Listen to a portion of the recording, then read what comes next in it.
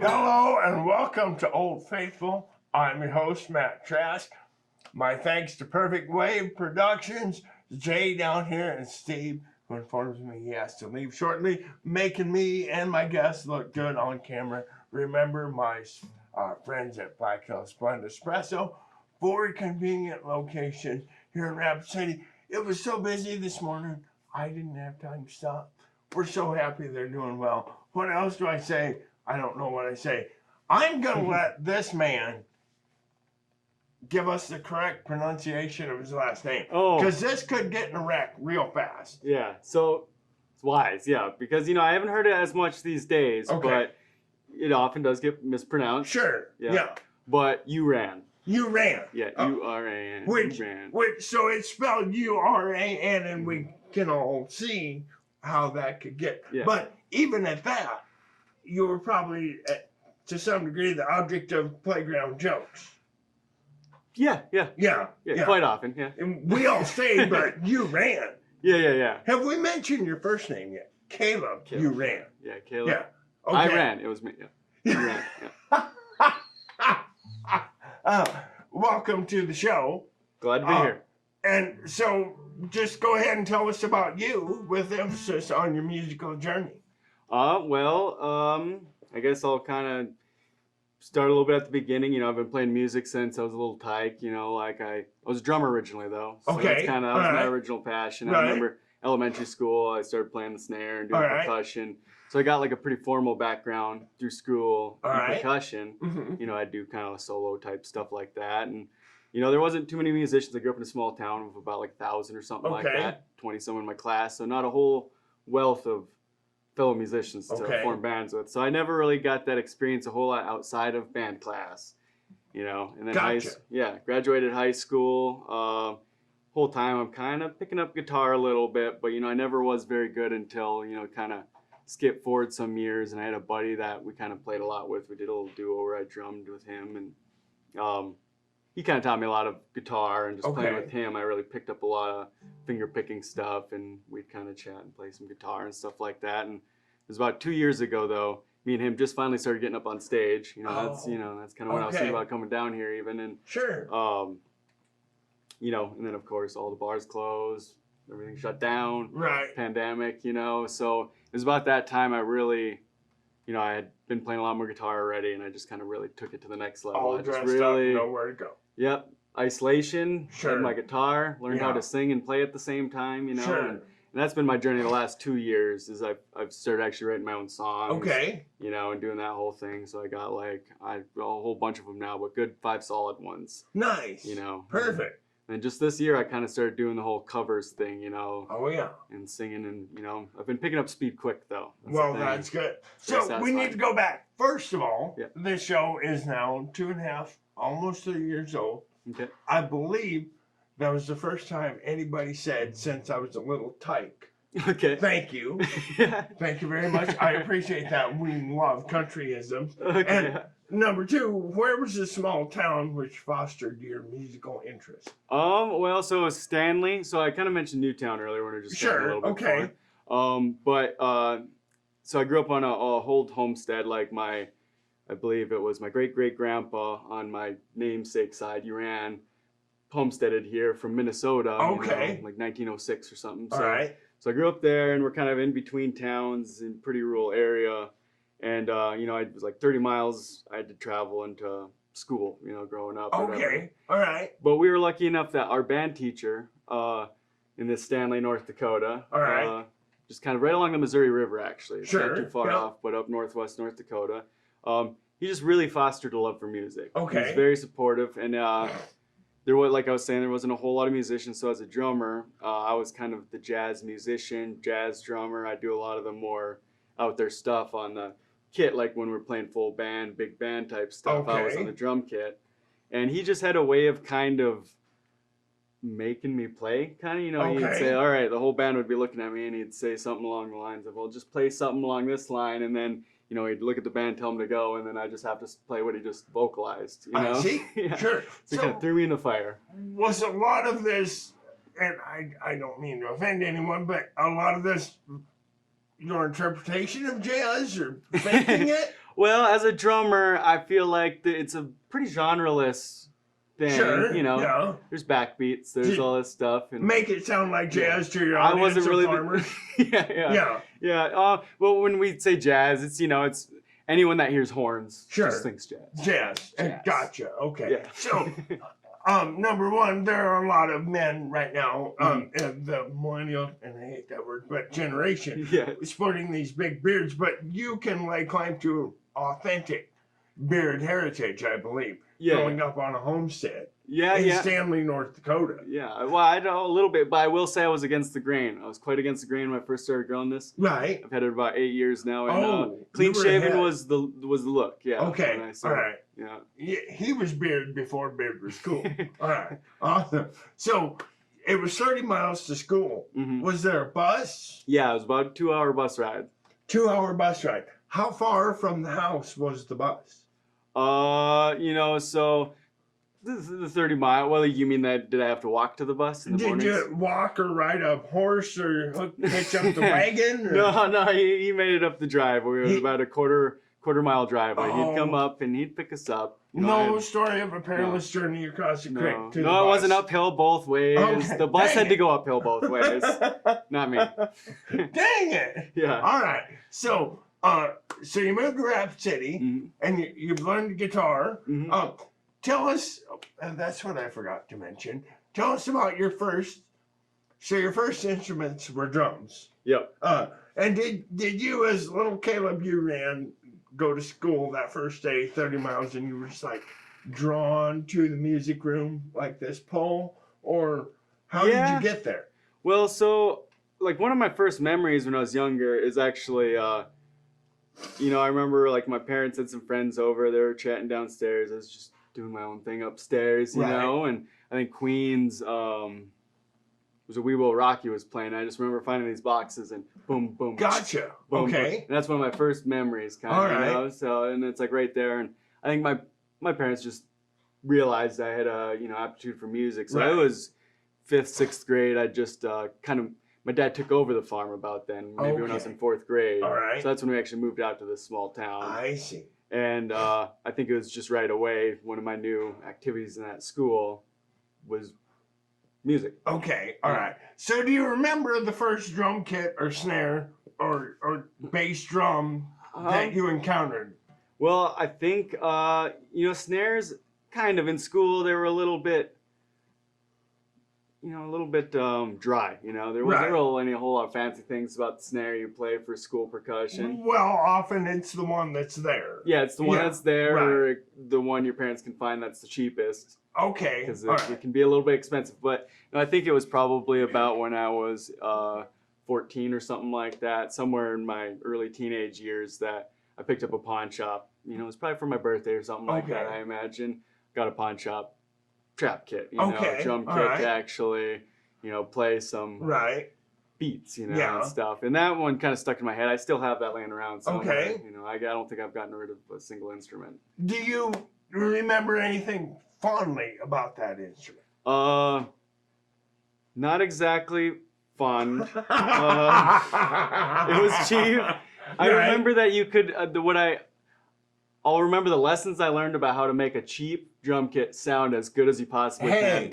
We like that. There were some good lessons. Okay, all right. Tell us the number one thing that you learned. Tips. Like if you're gonna buy a cheap drum kit, you can make it sound awfully good if you just get some good new heads for it. And they can be a little expensive. New heads, sure. Yeah, just new drum heads will make any drum kit sound leagues better. We love practical tips for improving our tone here on Old Faithful. Yeah. We better switch to guitars. I suppose. Tell us about your first guitar. So, my first guitar was classical. In high school, I did I think it was my senior year. I was all into music, so I was like choir, band, same kind of music teacher I was saying that did a really good job of creating this kind of love for music, because he was in a band. That's what was cool, is he was a drummer in a house band in a local town about an hour away, city. All right. So he had practical experience. Sure. You know, that he kind of passed on. I mean, that was cool. And you know, one of them is he started a guitar class. I think my senior year I was in the guitar classes. Probably a goof off class. I knew I could go play guitar for an hour, and that's pretty fun, right? Right. And I learned a few things there. He'd have us learn chords, and not a whole lot of that stuck with me. But, you know, all that stuff does, I think, somewhere it sticks in there. When you're picking and you're making those patterns, even if it's just your ear kind of hearing it. I think that's where I picked it up a lot. My finger picking style was playing that classic. Okay, sure. And I always just, I never had a pick on me. Okay, right. Never had a pick. Now we have to have a small diversion. Okay. Your music teacher was in a band in a town about an hour away. Yeah. So did we ever drive off and sneak into a bar to watch it? He would, you know, I didn't have to a whole lot. He'd play in the local town. The local town didn't care if you're at bars. Okay. Well, hey. No sneaking necessary. That's a decent story. Not as good as sneaking in, but we like it. Yeah. So, were you enthralled by the band? Yeah, he did a lot of they're just a solid band. You know, they're like a house band. Like whatever song you threw at them, they could make it cool. I they got could a little improvise. change in my pocket. Yeah, they do a lot of blues. Stanley, North Dakota. They did do a lot though of eclectic. You know, a lot of funk, a lot of 70s stuff. They had a really good bassist, so they could really make a lot of that stuff work. You know, and make some cool sounds. So that blues, funk kind of made a lot of appearances there. There you go. So, what was your second guitar? My second guitar, it took me quite a while. I had that classical until about 3 years ago. You know, I learned a lot on it, but the frets were starting to get really wore out. You know, the point it needed a lot of work. You know, besides just string changes. So I'm thinking the next guitar I got was a hollow body. I really like the idea of, I don't like electrics, not a big fan. I don't like the solid body. That was actually my second guitar. That's, I guess now I think, but I had that for quite some time. I had a solid body I never picked up. Never really enjoyed it a whole lot. It just wasn't your thing. Didn't sit right with me. I liked the acoustic qualities of being able to hear while not having to plug in and find tones. Tones haven't exactly been, it's the thing I've picked up recently. But, so the second one that really impacted me in guitar was that hollow body. And that was the perfect balance of that acousticness. Lightweight kind of type thing, you know, hollow body. And that really balanced what I kind of did appreciate about the electric, where you could turn it up and you could do those things. But I could play it unplugged and get a good tone too. And am I right in believing I've seen pictures of this guitar? Yeah, I do believe it is. That is that's the one in my profile. Is it a Godin semi-hollow? Is that what it is? Yeah. Yeah. I can't remember, the brand is kind of some off-brand. Why am I telling him about his guitar? Grote is, I believe, that's why, Grote. Grote. Oh, okay. Right. Yes. Cool. And then why don't we talk about this guitar? So this is, and this was a long time coming, you know, because I had that classical. That's what I learned on, was finger picking acoustic. And the hollow body was cool. It was really awesome. I can't remember what specifically about it.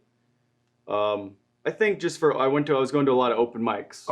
And that's where acoustics kind of shine. It's really nice to just have, you know. And then I also, when I was first learning guitar, I would do a lot of percussion type stuff, like, you know, finger tapping. And I appreciate that quality of the acoustic that you can't get on a hollow body.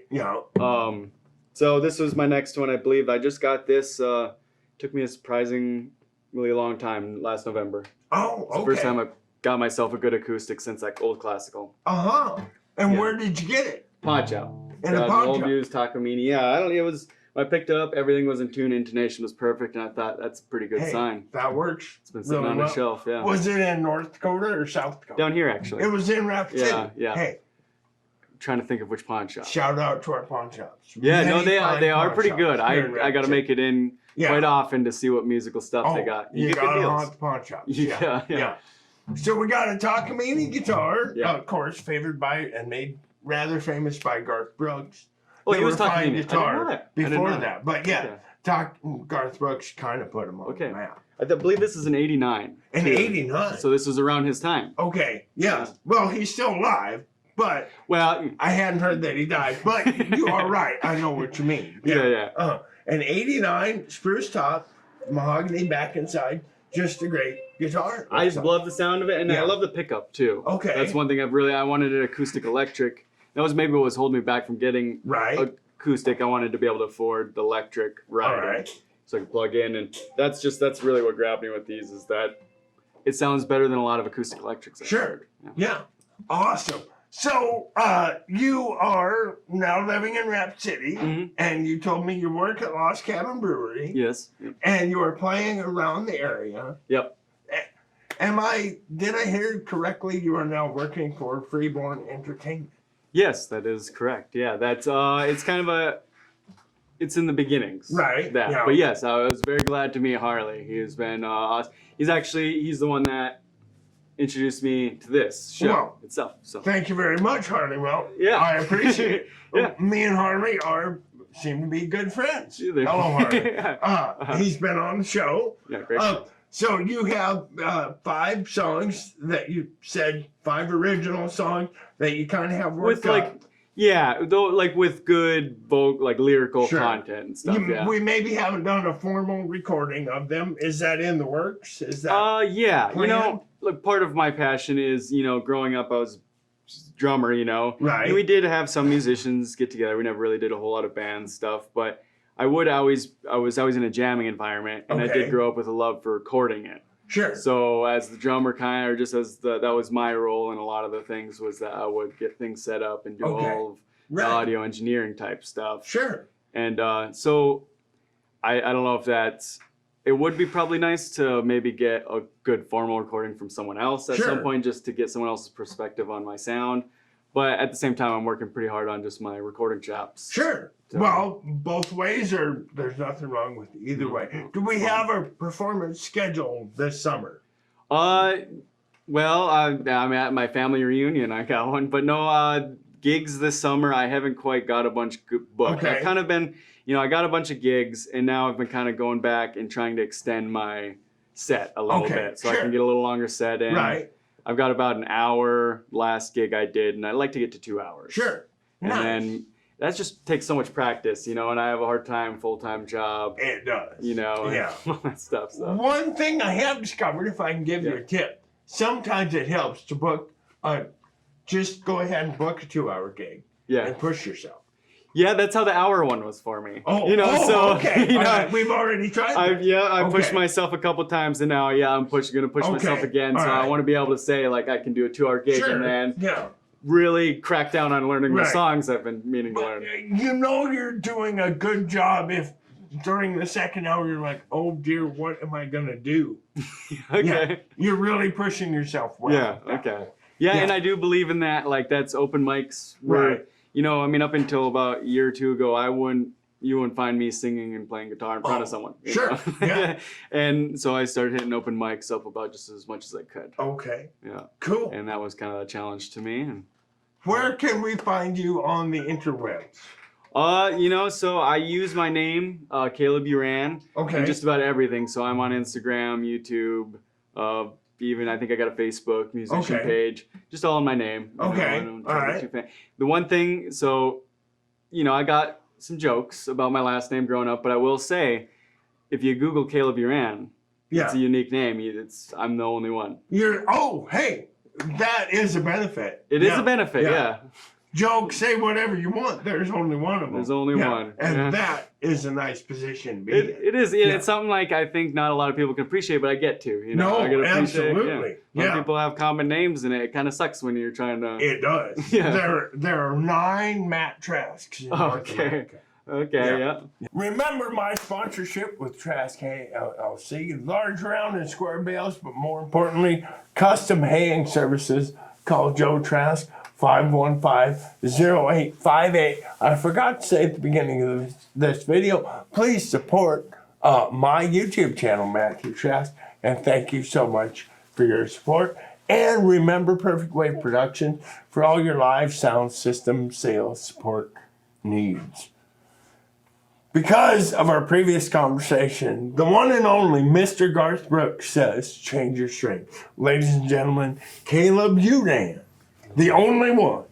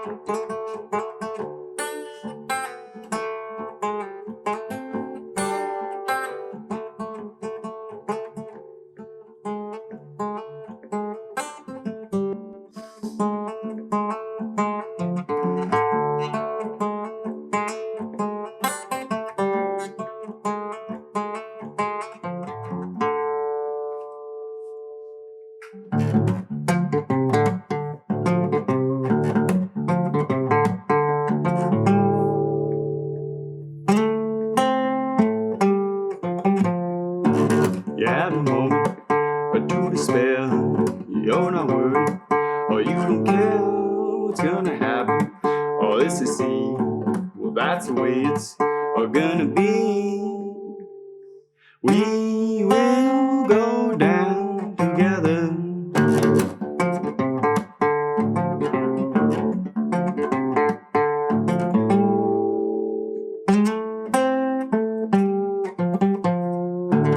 Tragic nonsense still pervades. It's what's normal and pretty vague. You won't see it, but it will show.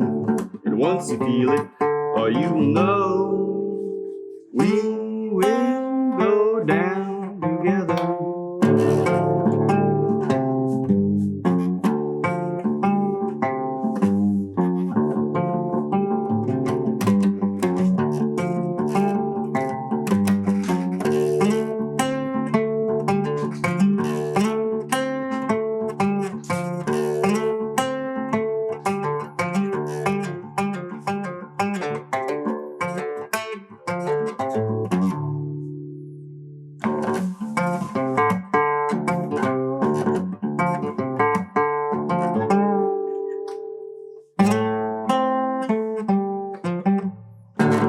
End is coming for you and me, because we're human. Oh, that's the fee, that's the way it's meant to be. Don't you worry, you will see. We will go down together. Woo! Caleb Uran! Thanks for watching, everybody. We'll see you next week.